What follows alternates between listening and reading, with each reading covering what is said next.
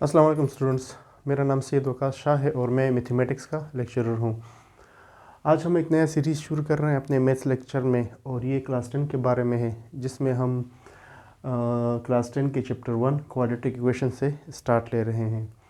तो ये chapter quadratic equations के बारे में है। पहले हम इसको समझने की ट्राई करते हैं कि what is a quadratic equation. इसकी जो डिफिनीशन है वो है an equation of the form a x square plus b x plus c is equal to 0। ये इसका जर्नल फॉर्म या स्टैंडर्ड फॉर्म है इस क्वाड्रेटिक इक्वेशन का। मतलब इसमें जो ए बी सी है वो सारे रियल नंबर होंगे। मतलब यहाँ पे ए बी और सी की जगह पे आप 1 2 3 या इसमें फ्रैक्शन भी आ सकते हैं, डेसिमल भी आ सकते हैं, तो इसमें सब कुछ आ सकता है। और इसके लिए दूसरी बात यह है कि ए ज़ीरो नहीं होगा, ठीक है, और बाकी बी और सी ज़ीरो हो सकते हैं। तो इस तरह के फॉर्म को हम क्वाड्रेटिक इक्वेशन कहते हैं। अब क्वाड, इसका नाम कैसे पड़ा है? क्वाड मींस स्क्वायर, ठीक है, और because the highest power of the variable is 2, तो क्वाड्रेटिक इक्वेशन की निशानी ही यही है कि इसमें वेरिएबल की हाईएस्ट पावर 2 होगी। अगर हाईएस्ट पावर किसी इक्वेशन में 3 है तो फिर क्यूबिक इक्वेशन बन जाएगा, अगर 4 है तो बाई क्वाड्रेटिक बन जाएगा, और अगर हाईएस्ट पावर किसी इक्वेशन में 1 है तो फिर लीनियर इक्वेशन बन जाता है। और इसकी रीज़न क्या है कि ए ज़ीरो नहीं होगा, बाकी बी और सी ज़ीरो हो सकते हैं। वो फिर मैं एग्जांपल से समझाता हूँ आप लोगों को। सपोज़ अगर इसमें हम बी ज़ीरो कर लेते हैं, अगर बी ज़ीरो है तो यहाँ पे आप चेक करें, ये बन जाएगा ए एक्स स्क्वायर, बी की जगह पे 0, x plus c is equal to 0। इसका मतलब ये हुआ कि a x square plus c is equal to 0। ये भी क्वाड्रेटिक है क्योंकि कंडीशन ये है कि पावर 2 होनी चाहिए, तो इसमें पावर 2 है तो ये क्वाड्रेटिक इक्वेशन है। अगर सी 0 है तो ये क्या बन जाएगा?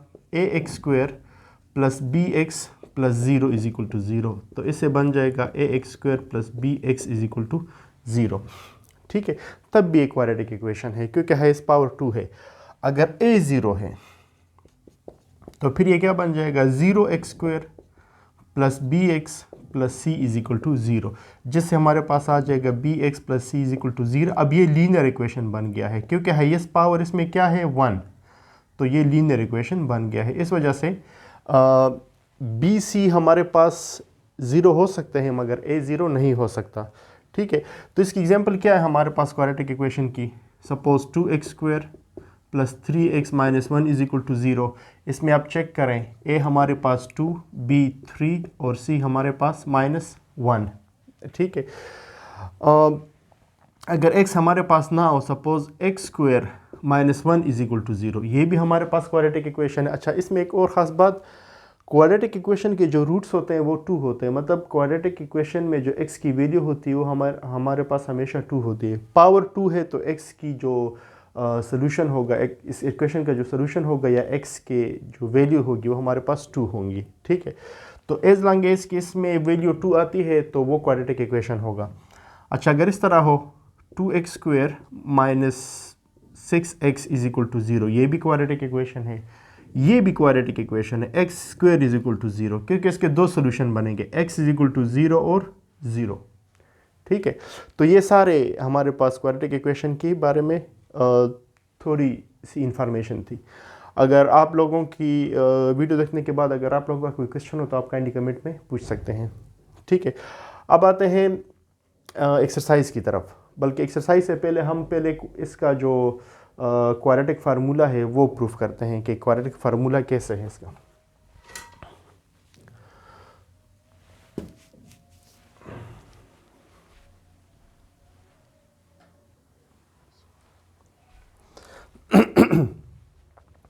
अच्छा स्टूडेंट्स, क्वाड्रेटिक इक्वेशन को सॉल्व करने के लिए हमारे पास 3 मेथड है। फैक्टराइजेशन सबसे जो टॉप का मेथड है, जो आसान है, जिस पे टाइम कम लगता है, वो फैक्टराइजेशन है। कंप्लीटिंग स्क्वायर इतना कॉमन नहीं है मगर ये भी एक मेथड है, हम यूज़ करते हैं। और क्वाड्रेटिक फार्मूला ऐसा मेथड है कि जिस पे हर कोई क्वेश्चन हो सकता है। फैक्टराइजेशन से हम सिर्फ उस इक्वेशन के रूट्स फाइंड कर सकते हैं जब हमारे पास सोल्यूशन रैशनल नंबर आता है, मतलब इर्रेशनल ना आए। जिस सोल्यूशन में x की वैल्यू स्क्वायर रूट के अंदर आती है 2 स्क्वायर रूट या 5 स्क्वायर रूट या इस तरह, तो उसमें ये फैक्टराइजेशन नहीं होता उसका, और तो उसके लिए हम या कंप्लीटिंग स्क्वायर यूज़ करते हैं या क्वाड्रेटिक फार्मूला। क्वाड्रेटिक फार्मूला जो है ना ऐसा कॉमन मेथड है कि ये हर एक क्वाड्रेटिक इक्वेशन में काम करता है, और ये किसी में काम करता है किसी में नहीं करता। अच्छा, अब इस तरह करते हैं कि क्वाड्रेटिक फार्मूले को प्रूफ करते हैं कि क्वाड्रेटिक फार्मूला कैसे बनता है।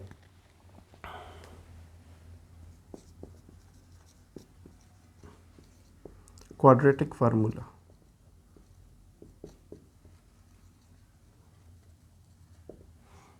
ठीक है। तो हमारे पास जो क्वाड्रेटिक इक्वेशन है, जिसका क्वाड्रेटिक इक्वेशन का स्टैंडर्ड या जनरल फॉर्म, वो हमारे पास है ax² plus bx plus c is equal to 0। अब इसमें हमने क्वाड्रेटिक इक्वेशन से हमें क्या मिलता है, हमें x की 2 वैल्यू मिलती है, ठीक है।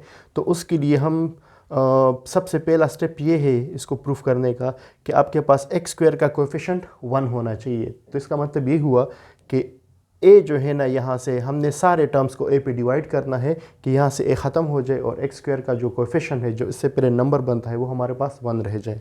तो क्या करेंगे, सबको आप डिवाइड करें a पे,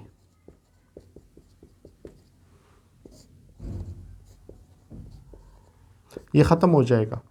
इसके बाद नेक्स्ट स्टेप ये है कि ये नंबर है ना, बेसिकली हमारे पास a b c तो नंबर होंगे, इसको आप उस साइड पे शिफ्ट कर दें। तो यह आ जाएगा x² plus bx b by a x is equal to minus c by a, ठीक है। अच्छा, इसके बाद ये करना है आपने कि आपने बेसिकली यहाँ से एक फार्मूला बनाना है इस तरह का कि जिस तरह हमारे पास होता है a² plus 2ab plus b², ठीक है। तो यहाँ पे हमारे पास ये a² है और ये हमारे पास 2ab एक्सक्यूज़ मी तो ये हमारे पास 2ab है, इसको आपने 2ab के फॉर्म में लिखना है। तो हम यहाँ पे इसको इस तरह करेंगे कि x² प्लस, ये मैं दोबारा लिख लेता हूँ, b by a x is equal to minus c by a. तो ये हमारे पास a², ये हमारे पास 2ab, तो हमने इसको 2ab के फॉर्म में शिफ्ट करना है। मींस मैंने इस तरह करना है कि x² प्लस 2 मैंने खुद से लगा दिया, a हमारे पास क्या है x, ठीक है। ये हो गया x² प्लस 2ab में 2a आ गया। b लिखने के लिए क्या करेंगे, b ऐसा टर्म होगा कि यहाँ पे लिखेंगे तो ये इसके बराबर आ जाएगा। तो यहाँ पे आप चेक करें, x के साथ मुझे क्या चाहिए, b और a, मगर अब ये बराबर नहीं है क्योंकि यहाँ पे 2 है, यहाँ पे 2 नहीं है। तो अगर हम यहाँ पे 2 पे डिवाइड करें इसको, तो ये हमारे पास क्या बन गया, 2ab, ठीक है, is equal to minus c by a. अब फार्मूला कंप्लीट करने के लिए हमारे पास a² plus 2ab plus b², अब ये हमारे पास b आ गया है।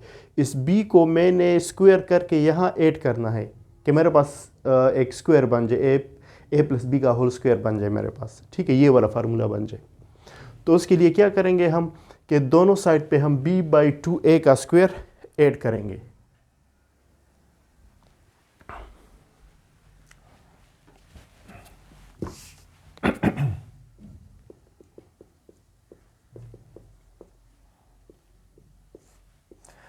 मतलब ये है कि मैंने लेफ़्ट साइड पे ये फॉर्म लाना है, ये फॉर्म आएगा हमारे पास, तो हम इसकी जगह पे लिख सकते हैं a प्लस बी का होल स्क्वायर, ठीक है।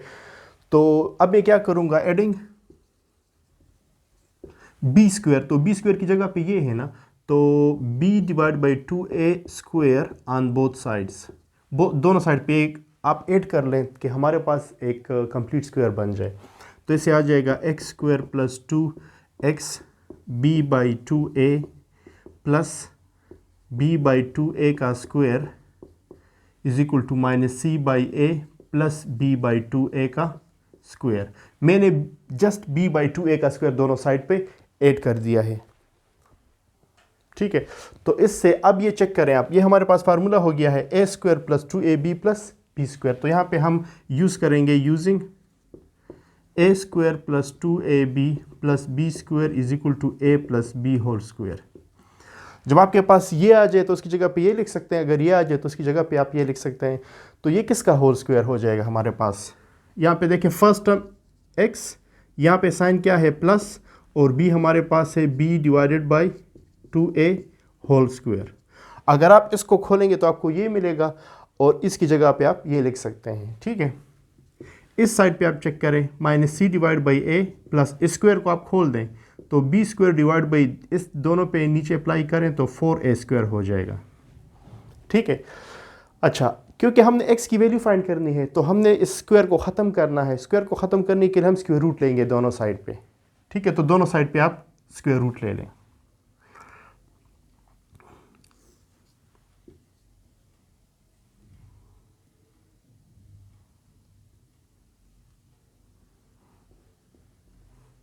बल्कि नेक्स्ट स्टेप में स्क्वायर रूट ले लेंगे। पहले हम इसको सॉल्व करते हैं, उसके बाद हम इसका स्क्वायर रूट लेंगे, ठीक है। तो इन दोनों का एलसीएम क्या हो जाएगा हमारे पास 4a स्क्वायर। 4a स्क्वायर को a पे डिवाइड करें तो आपके पास क्या आ जाएगा, 4a स्क्वायर को जब हम a पे डिवाइड करेंगे तो हमारे पास आ जाएगा 4a को इसके साथ मल्टीप्लाई कर दें और ये हो जाएगा माइनस 4ac और इधर से क्या आ जाएगा b स्क्वायर, ठीक है। तो मैंने ये टर्म इधर लिख लिया और ये टर्म इधर लिख लिया, x plus b divide by 2a whole square. अब दोनों पे स्क्वायर रूट अप्लाई कर दें, ठीक है, ये ख़त्म हो जाएगा। तो हमारे पास यहाँ से क्या आ जाएगा, x plus b divide by 2a is equal to b square minus 4ac divided by 4a square, ठीक है। और इस 4a स्क्वायर की जगह पे आप ये लिख सकते हैं 2a होल स्क्वायर, ठीक है। और ऊपर भी स्क्वायर रूट और नीचे भी स्क्वायर रूट, और यहाँ पे आप प्लस माइनस लिखें क्योंकि जब आप स्क्वायर रूट अप्लाई करते हैं तो वहाँ से आपके पास प्लस की वैल्यू भी आती है, माइनस की भी। मतलब ये है कि अगर आप प्लस का स्क्वायर लेते हैं तब भी पॉजिटिव आता है, माइनस का स्क्वायर लेते हैं तब भी पॉजिटिव आता है, इस वजह से हम प्लस माइनस लिखते हैं, ठीक है। अच्छा, ये स्क्वायर और ये स्क्वायर रूट कैंसिल कर दे, आपके पास क्या रह जाएगा, एक्स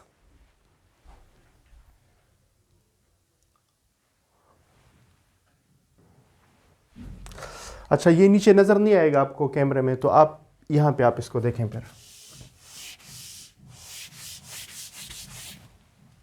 तो ये स्टेप मैं दोबारा इधर लिखता हूँ, x plus b divided by 2a is equal to plus minus b square minus 4ac divided by 2a। यहाँ पे ये स्क्वायर और स्क्वायर रूट या इस तरह मैं कर लेता हूँ, ये दोबारा मैं कैंसिल कर लेता हूँ, ये दोनों कैंसिल हो जाएंगे।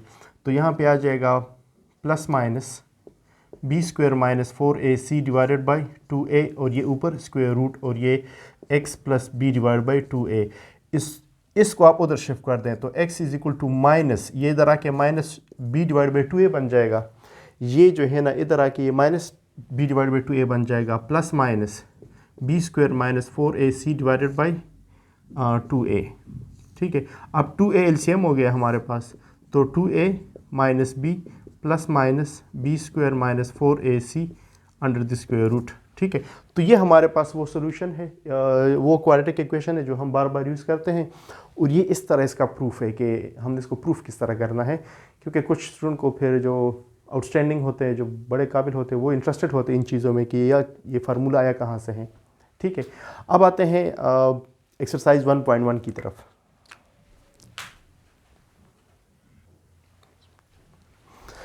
एक्सरसाइज 1.1 स्टूडेंट स्टार्ट करते हैं। इसमें कहते हैं कि solve the following quadratic equation by factorization method. जो फर्स्ट मेथड है, 3 मेथड है टोटल, पहला मेथड से हम इसको सॉल्व करेंगे जो बहुत ज़्यादा कॉमन है और इजी है, मगर इसका प्रॉब्लम ये है कि हर एक क्वेश्चन में काम नहीं करता। कुछ क्वेश्चन में करता है, कुछ में नहीं करता। किन क्वेश्चन में करता है, उन क्वेश्चन में जिनका सोल्यूशन जो है ना आपके पास स्क्वायर रूट के बगैर आता है, जो रेशनल नंबर होते हैं। जो इर्रेशनल होते हैं, इर्रेशनल मीन्स के अगर x की वैल्यू आपके पास 3 स्क्वायर रूट या 7 स्क्वायर रूट या 10 स्क्वायर रूट, जिनका स्क्वायर रूट पॉसिबल नहीं है, जो परफेक्ट स्क्वायर नहीं है, वो है तो फिर उसके लिए ये मेथड काम नहीं करेगा, ठीक है। तो फैक्टराइजेशन से हम इसका सोल्यूशन फाइंड करेंगे। सोल्यूशन मीन्स कि x की वैल्यू फाइंड करेंगे, तो हमने इसको फैक्टराइज करना है। फैक्टराइज करेंगे हम मिड टर्म ब्रेक से। ये जो मिड टर्म है, ये दरमियान वाला टर्म मिड टर्म, इसको हम ब्रेक करेंगे। इस तरह ब्रेक करेंगे कि 2 टर्म यहाँ पे इस तरह लिखेंगे कि ऐड करने से ये आ जाए और मल्टीप्लाई करने से 4 और x स्क्वायर का प्रोडक्ट यानी इन दोनों की मल्टीप्लिकेशन आ जाए। तो 5x की जगह पे हम कौन से ऐसे 2 टर्म लिख सकते हैं कि एडिशन पे ये मिले और मल्टीप्लिकेशन पे इन दोनों का मल्टीप्लिकेशन मिल जाए। तो वो हमारे पास है x स्क्वायर प्लस 4 मल्टीप्लाई 1। मतलब ये है कि हम यहाँ पे अगर लिखें यहाँ पे इन दोनों का प्रोडक्ट क्या है 4x², ठीक है। अगर मैं लिखता हूँ 4x + x तो इससे हमारे पास क्या आ जाएगा 5x, और इन दोनों का जो प्रोडक्ट है 4x × x से क्या आ जाएगा 4x²। तो दोनों कंडीशन सेटिस्फाई होते हैं, ठीक है। आप इसको इस तरह भी ले सकते हैं कि आपके पास 4 है तो 4 की जगह पे आप लिख लें 4 × 1 से 4 और 4 + 1 से 5, तो जिस तरह आप लोगों को आसान हो। तो यहाँ पे हमने क्या लिखना है 4x + x + 4 = 0।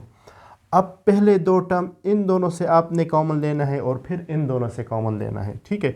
तो x² + 4x को आप एक ब्रैकेट में कर लें और x + 4 को ब्रैकेट में कर लें, कि आपको पता हो कि आपने किन दो टर्म से कॉमन लेना है। तो यहाँ से अगर आप कॉमन लेंगे x तो क्या बन जाएगा x + 4। यहाँ से कुछ भी कॉमन नहीं है तो 1 कॉमन हो जाएगा x + 4। मेक श्योर के ब्रैकेट के अंदर आपके पास सेम टर्म्स आए, क्योंकि ये टर्म अगर सेम होंगे तब हम कॉमन ले सकते हैं। अच्छा, अब दोनों में क्या कॉमन है x + 4 फिर कॉमन है, तो क्या बन जाएगा x + 1। अब दोनों का प्रोडक्ट हमारे पास 0 है, तो ये हमारे पास एक रूल है, अगर दो चीज़ों का प्रोडक्ट 0 हो, मतलब दो चीज़ें मल्टीप्लाई होने पे 0 देती हो, तो या ये 0 होगा या ये 0 होगा। तो यहाँ पे आप लिख लें x + 4 = 0 तो x = -4, x + 1 = 0 तो x = -1। इसका जो सोल्यूशन सेट हो जाएगा, solution set SS mean solution set -4 -1, ठीक है, इसका सोल्यूशन सेट है।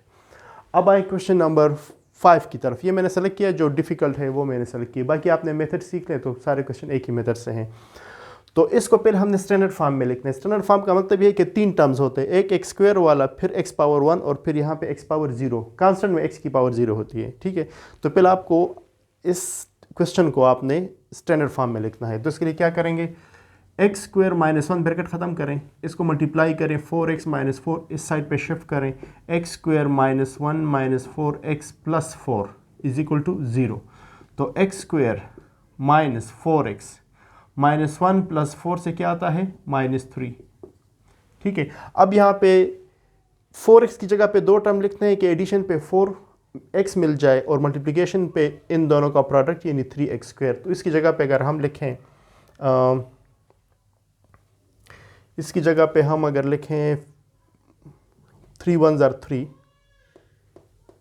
सॉरी यहाँ पे प्लस है, ठीक है। तो यहाँ पे हम क्या लिखेंगे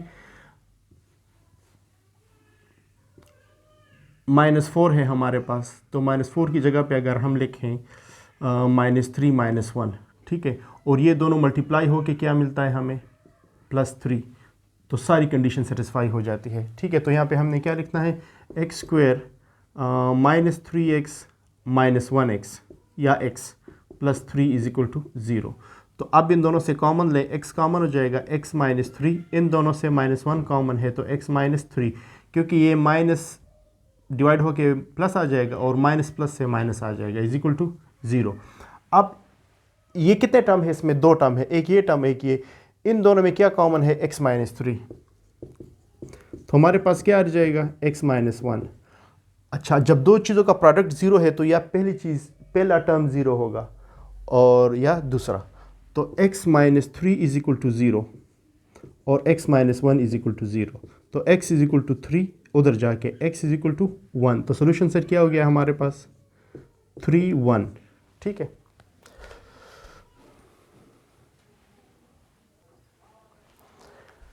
स्टूडेंट्स, अगर आप लोग इंटरेस्टेड है इन वीडियोस में तो फिर इसको मैं इंशाल्लाह आगे भी कंटिन्यू करूँगा और कोशिश करूँगा ये कि पूरा बुक ख़त्म हो जाए, पूरे बुक की वीडियो सोल्यूशन में बना दूँ।